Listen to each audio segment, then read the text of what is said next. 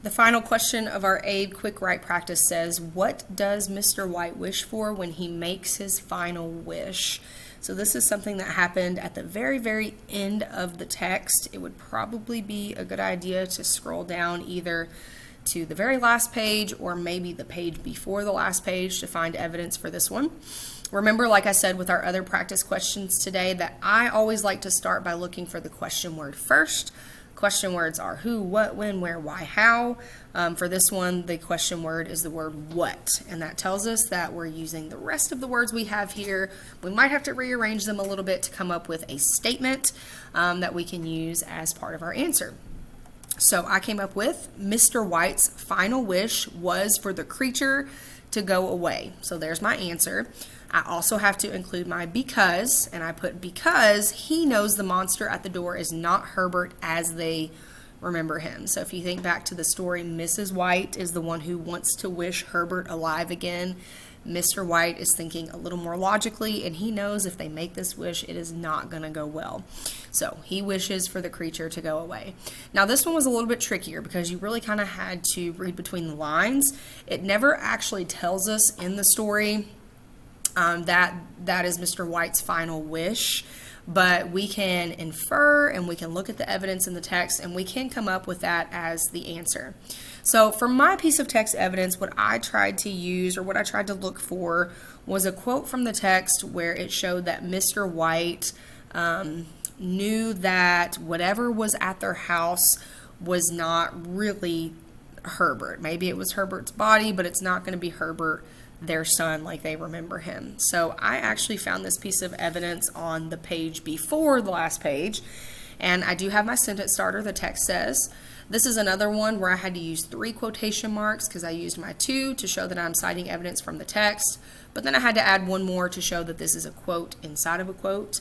And then I put, for God's sakes, don't let it in, cried the old man trembling.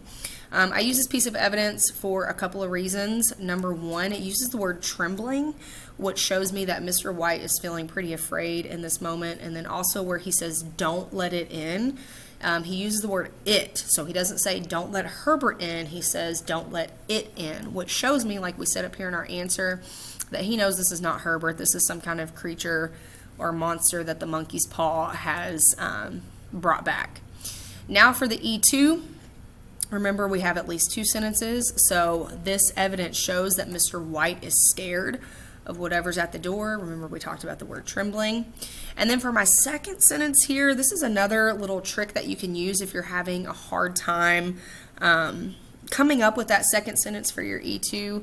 You can use a not only but also statement. So this is kind of like our if-then that we talked about earlier. So not only is he trembling, remember trembling is something you do when you're afraid, but he is also begging his wife not to let it in. Remember, we said it was a key word here. And then we know later when Mrs. White does actually open the door, the creature is gone. So we can assume based on that Mr. White must have wished for the creature to go away because he was scared. So I put 3 sentences here, and that is perfectly fine. If you need more than 2 sentences to fully explain your answer, go for it. One thing I want to point out here too before we wrap up, I want you to look at the difference between the size of my E1 and the size of my E2. Your E1s should really only be like 1 sentence or maybe 2 sentences from the text, and then your E2s are really where you really get into the detail and you add more explanation. So as you're writing an A written response, if you notice your E1s are really long and your E2s are really short, that might mean you need to make some changes. Like I've said with our other answers that we've gone over today, yours does not have to be a perfect match to mine, but you do need to make sure that you have all of the elements that we are looking for in an A written response. And once you have that done, you can submit this assignment on Google Classroom.